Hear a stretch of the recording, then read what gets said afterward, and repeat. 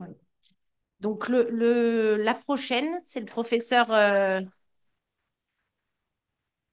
Mickey Christou de Limoges qui va nous expliquer bah, là la petite variation, hein, enfin la petite, une adaptation Bonjour à locale tous. Merci Astrid, intéressante. merci à tous de m'accueillir. Donc, je présente Prépa Bloc Limoges, donc qui est quelques petites modifications, on va dire, par rapport à ce qu'Astrid a présenté. Nous, sur Limoges, il y avait 25 étudiants qui étaient enclins à s'inscrire sur cette unité d'enseignement. On avait 10 étudiants en médecine. Alors là, c'était des étudiants qui avaient fini l'examen de deuxième année en médecine. Ils n'avaient pas encore leurs résultats, ils ne savaient pas s'y rentrer ou pas en troisième année. Mais on avait décidé avec le doyen de valider cette unité d'enseignement, même s'ils redoublaient leur deuxième année. Et donc, ça se passait au mois de juin. Donc 10 étudiants en médecine, 10 étudiants en IBOD. Et nous, sur Limoges, on n'avait pas d'ingénieur robotique, donc j'ai sollicité l'école d'ingénieurs 3IL, qui est une école d'ingénierie informatique. Et ils m'ont tout de suite dit oui, ils étaient très enclins, surtout qu'on a un système en fait de parcours au niveau de l'ingénierie informatique relié aux études médicales. Donc ils étaient tout à fait enclins pour qu'il y ait cette unité d'enseignement pluriprofessionnel. Au niveau des ateliers, alors là, ça a été très intéressant pour moi parce qu'on a vraiment, avec la coordinatrice, la responsable pédagogique de l'école d'IBOD, en fonction du programme des infirmières IBOD de première année, on a un petit peu modifié les ateliers et on a, par exemple, fait en sorte que nos étudiantes IBOD qui étaient formées pendant l'unité d'enseignement devenaient formatrices pour certains ateliers. Et en particulier, c'était le lavage, l'habillage et la checklist qui n'était peut-être pas initialement sur l'atelier d'Astrid. Au niveau d'atelier des chirurgiens, là aussi, comme à Rouen ou à Montpellier, tout le monde était très enclin, nous a aidés. Après, il y avait des difficultés pour, par exemple, laisser les internes d'orthopédie venir faire les ateliers du plâtre parce qu'ils n'étaient pas assez nombreux, mais tout le monde a mis quand même de la bonne volonté, donc on y est arrivé. Au niveau de tout ce qui est formation pratique, savoir-être, etc., tout ce qui est règles de sécurité, malheureusement, je n'ai pas eu les moyens financiers de pouvoir appeler Stan Institute.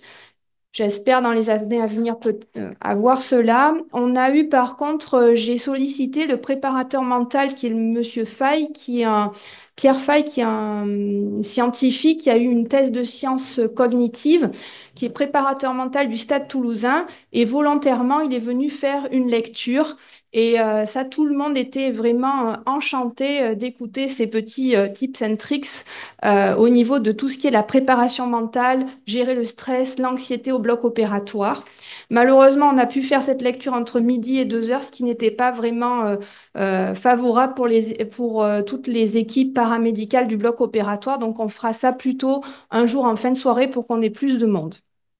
Ensuite, on a une petite variante aussi, c'est que sur les ateliers, on a fait un atelier outils, puisque comme l'a dit Astrid, dans 15% des cas, les étudiants, vous l'avez vu, ils ne connaissent pas l'outil informatique ou tous ces jeux, tous ces nouveaux jeux vidéo.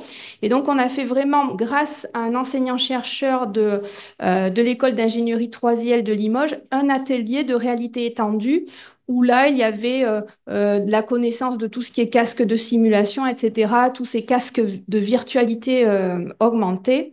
Donc ça aussi, ça leur a beaucoup plu. C'était sur 30 minutes, peut-être qu'on va mettre 45 minutes pour qu'ils connaissent un peu plus tous ces éléments-là.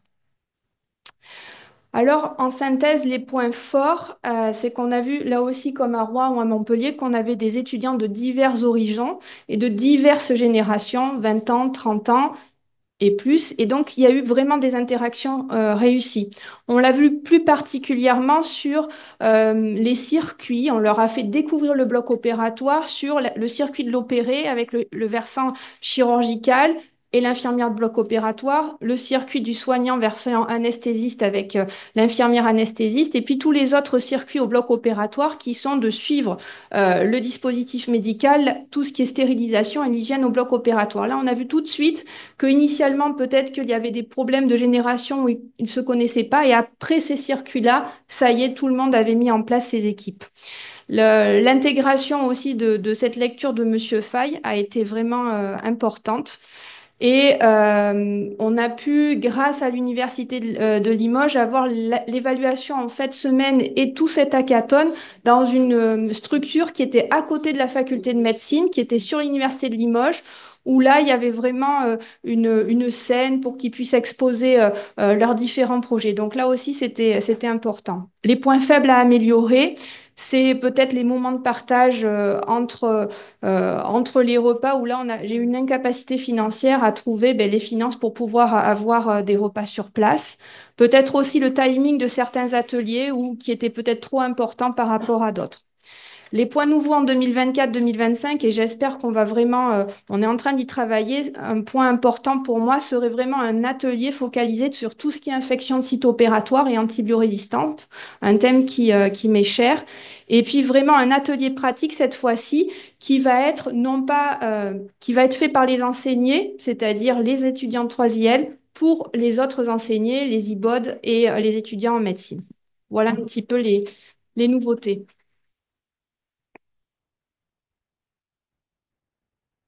Merci beaucoup, c'est passionnant, mais pour des raisons de timing, on va passer à la communication suivante, sinon on n'arrivera pas à finir le programme dans les délais.